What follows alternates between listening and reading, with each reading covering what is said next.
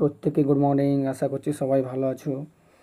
কারণ এখন এইবারে ভালো থাকার কথায় প্রতিটা ভিডিওতে আমি তোমাদের বলি যে ভালো না থাকারই কথা, কারণ এক্সাম ডেটের কোনো ঠিকই নেই। যারা ডাব্লিউবিকেপির জন্য পড়ছো তাদের কাছে অবশ্যই খুশির খবর। তার সাথে কারণ যেহেতু এক্সাম ডেট আগের থেকে বলে দিয়েছে, একটা তাও একটা মানে যারা পড়েছো মোটামুটি বা পড়ছো, যাদের একটা টেনশন আছে যে না এক্সাম কেমন হবে না হবে, কারণ আমার নিজেরও টেনশন আছে এক্সাম। যেই যতই পড়ুক সবার এক্সাম হলের মানে যে ইয়াটা সেই আসলটা ওইটা সামলানো রয়েছে আসল ব্যাপার। আমার একবার করে এক্সাম ডেট তো পাবলিশ হয়ে গেছে, এতদিন ওইটার জন্যই অপেক্ষা করছিলাম। কিন্তু এখন মনে হচ্ছে একবার করে মানে হার্টবিট বেড়ে যাচ্ছে একবার করে আজকাল, যে এক্সাম হলে কী হবে, এক্সাম হলে কী হবে। কারণ আমি প্রচণ্ড মানে কী বলে ওইসব নিয়ে ভাবি সব সময়, ওইটা আমাকে বন্ধ করতে হবে। আর অবশ্যই এখন খুশির খবর, কারণ এক্সাম ডেট পাবলিশ হয়ে গেছে, যেটার জন্য আমরা এতদিন ধরে ওয়েট করছিলাম। সবাই জানো যে অক্টোবরে যাদের এসআই আছে ডাব্লিউবিএসআই, অক্টোবরের 10 তারিখে বা সামথিং ওইরকম, আর নভেম্বর হচ্ছে ডাব্লিউবি কনস্টেবল, আর ফেব্রুয়ারি 1 তারিখ হচ্ছে কেপি কনস্টেবল এক্সাম। তাই সবাই এবারে ভালো করে পড়ো।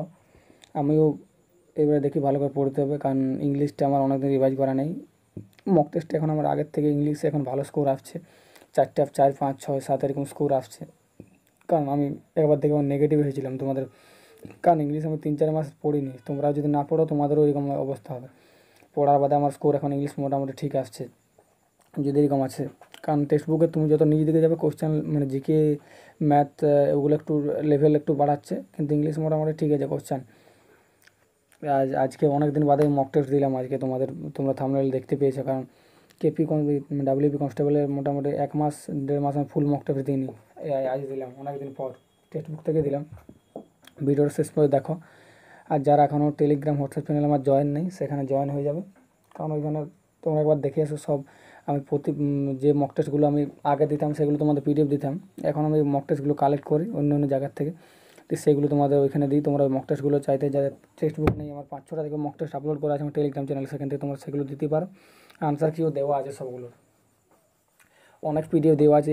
যারা জিডির জন্য পড়ছে জিডির সব প্রিভিয়াসের বেঙ্গলি ভার্সন সব দেওয়া আছে, আমার নিজের ওয়াটার মার্কের দেওয়া আছে, আরপিএফের দেওয়া আছে, জিডির ম্যাথসের সব প্রিভিয়াস ইয়ার দেওয়া আছে, এবার 2025 বেঙ্গলি ভার্সন, ম্যাথসের জিকে সব আলাদা আলাদা পাঠ করা আছে।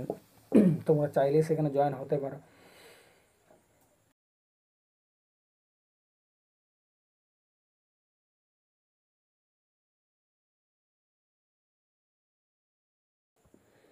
কারণ এখন তো বুঝতে পারছো যেহেতু 3-4 মাস টাইম দিয়ে দিয়েছে, 3 মাস তো টাইম আছে, মোটামুটি 65-70 দিন। তাহলে সবাই এখন পড়ার চেষ্টা করছে ভালো করে। যারা নতুন ছেলে হয়তো ফর্ম ফিল আপ করেছিল এতদিন পড়ে নেয়, যারা নতুন ছেলে তারা তো জোরদার পড়ছে, কারণ ওদের মাথায় কোনো টেনশন অনেক কিছু নেই, প্রথম এক্সাম দেবে। আর আমি তোমরা সবাই অনেকেই জানো যে আমি একবার কেপি দিয়েছিলাম 2022 ফার্স্ট এক্সাম আমার।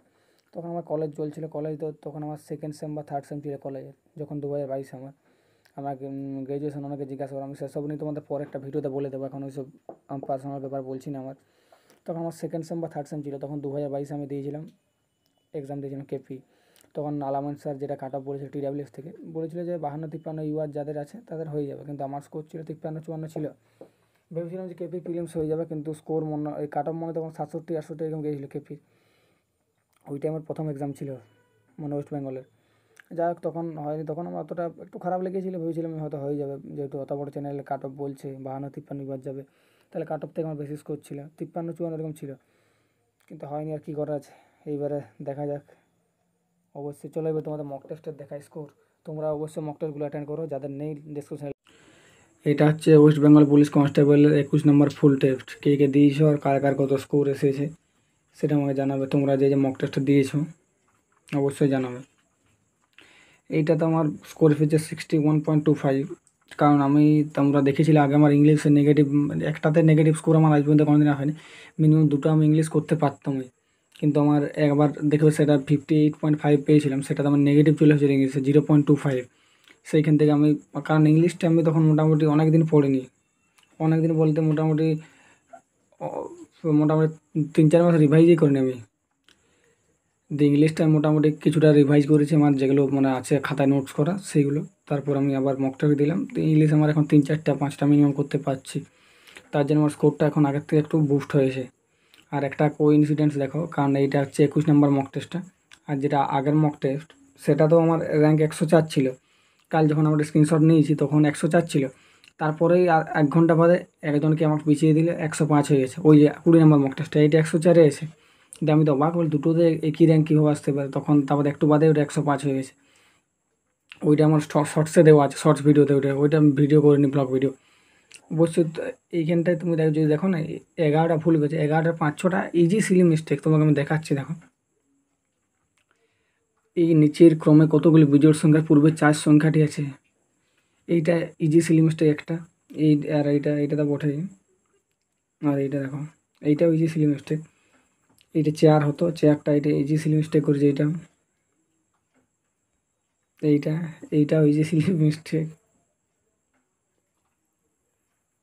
এইটা কোনদিন ভুল হওয়ার, এইটা কি বলেছে দেখো, ববিতা সবার ছোট নয়, দ্বিতীয় বড় বোনকে, মানে উপর থেকে দ্বিতীয় বড় বোনকে আমি নিচ থেকে দ্বিতীয় বড় করে দিয়েছি, মানে না পড়েই ভালো করে। 4-5টা ইজি সিলি মিস্টেক করেছে। আমার যেমন আগে আমার কী হতো, আমি আন্দাজে প্রচণ্ড দিয়ে দিতাম, এখন আমি আন্দাজে অত দিইনি, যতগুলো পারি সেই ততগুলো অ্যাটেম্প করার চেষ্টা করি। কারণ আগে 15-16টা ভুল যেত। এইবারেও দেখো, তুমি যদি দেখো যে আমার 5-6টা বাদ দিয়ে বাকি সেরকম আমার ভুল কিছু নেই। যদি 5-6টা বাদ দিয়ে সিলি মিস্টেকগুলো, তাহলে হয়তো 4-5টা ভুল যাচ্ছে। আগের থেকে অনেকটা অ্যাকুরেসিটা আমার বেড়েছে। কারণ দেখো এখানে যদি তোমাদের দেখায়,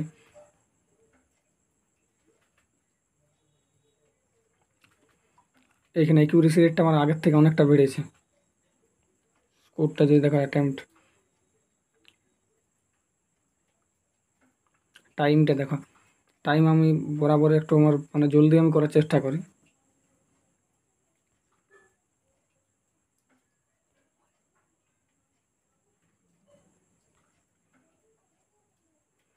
গ্রামারে এইটা ভুল গেছে 58। এইটা হতো Ernest said, do you know a good lawyer.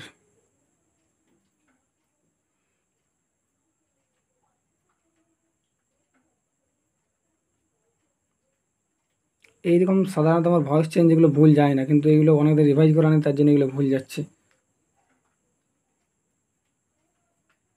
দেখো ইংলিশে আমার 3-4-7 নাম্বার স্কোর হয়েছে ইংলিশে। কারণ ইংলিশটা আমি রিভাইজ করছি, তোমরা অবশ্যই ইংলিশটা রিভাইজ করে, তোমাদের কতগুলো আমি দিচ্ছি কোশ্চেন, তোমরা এগুলো আনসার জানাবে কী হবে। এইটা বলছে পশ্চাৎ প্রসারণ, মানে বর্ষার পরে কোন, বর্ষা যখন চলে যায় তারপরে কোন মাসে মানে পশ্চাৎ প্রসারণ বর্ষাটা হয়। আমি কী করেছি, এটা পূর্বেটা আমি করে দিয়েছিলাম, তার জন্য এটা ভুল গেছে আমার। এটা আমি জানতাম আনসার। এইটা 60% লোক পেরেছে, কিন্তু আমি এটা তখন হড়বড়িতে ভুল করেছি। তোমরা অবশ্যই এগুলো জানাবে কার কত স্কোর এসছে। আর যাদের টেক্সট বুক নেই, তোমরা ডিসক্রিপশনে আমি লিঙ্ক দিয়ে দেবো, সেখান থেকে তোমরা ডাউনলোড করতে পারো। Thank you. আর যদি মনে হয় তাহলে চ্যানেলটা অবশ্যই সাবস্ক্রাইব করে যাবে। কারণ তুমি দেখো, আমি যতটা নিজে জানি, যা পড়েছি বাড়ির থেকে, আমি সেগুলোই তোমাদের বলার চেষ্টা করি। তাই যদি মনে হয় আর একটা ভিডিও আমার ফালতু নেই, যদি মনে হচ্ছে যে উপকৃত আবার হবো, তাহলে অবশ্যই চ্যানেলটা সাবস্ক্রাইব করে অল নোটিফিকেশান ক্লিক করে দাও। Thank you.